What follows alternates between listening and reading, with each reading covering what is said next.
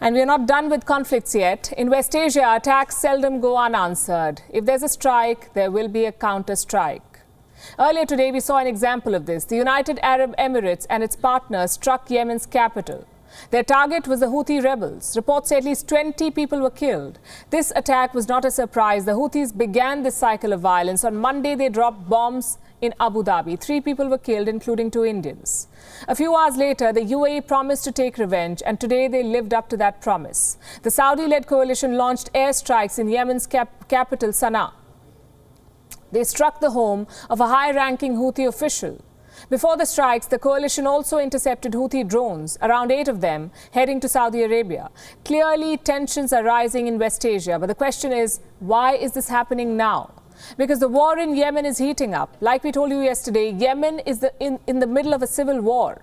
On one side, we have the Houthi rebels backed by Iran. On the other side, there is a coalition led by Saudi Arabia. And the UAE is a part of that coalition. They do not deploy their own soldiers in Yemen, but they train and fund Yemeni troops. Last week, those troops entered the battlefield. They cut through Houthi positions in the oil-rich city of Marib. And how did the Houthis respond? By attacking Abu Dhabi. Monday's attack was a warning to the UAE, stay away from the civil war in Yemen. If not, more attacks could follow. The operation successfully achieved its objectives. The Yemeni armed forces, while implementing what they promised, renew their warning to the countries of aggression that they will receive more painful hits. More painful hits, he says. This is the Houthi warning. And chances are the UAE will respond in kind. This escalation has dashed any hope of a ceasefire in Yemen. In fact, it has opened a new front. You see, the UAE was gradually taking a backseat in this war. In 2019, they began pulling out their soldiers. But Monday's attack could change that equation. Saudi Crown Prince Mohammed bin Salman has spoken to his Emirati counterpart. Both men agreed on a joint response. And that's what we saw today, a coalition airstrike on the Yemeni capital. This escalation could change the tide of war in Yemen. And it should concern India too. Around 3.5 million Indians live and work in the UAE. Their lives could be at risk. Monday's attack killed 2 Indians working at an oil facility in Abu Dhabi. The Indian embassy says the victims have been identified. The UAE's foreign minister also reached out to India. He spoke with India's external affairs minister S. Jaishankar. New Delhi says it stands in solidarity with the UAE.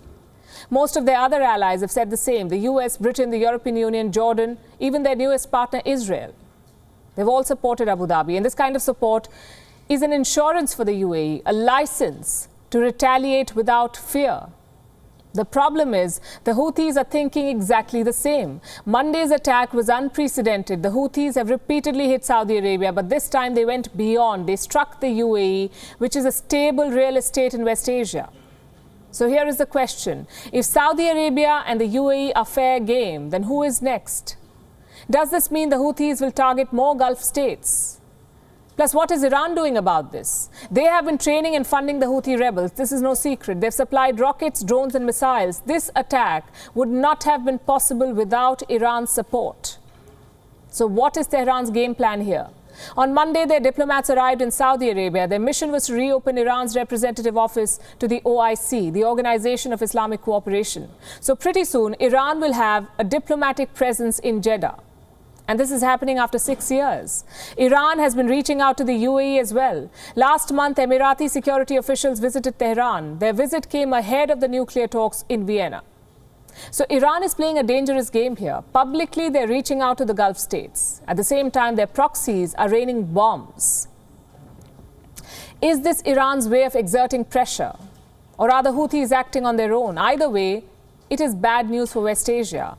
All of these attacks have spooked the global oil market. The UAE, remember, is the 7th largest oil producer in the world. They pump out 4 million barrels every day. So oil benchmarks are shooting up.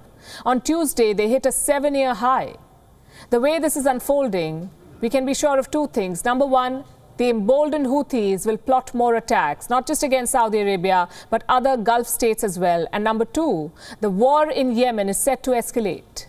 Once the pandemic ends, we could see more attacks, more strikes, and more reprisals. WION is now available in your country. Download the app now and get all the news on the move.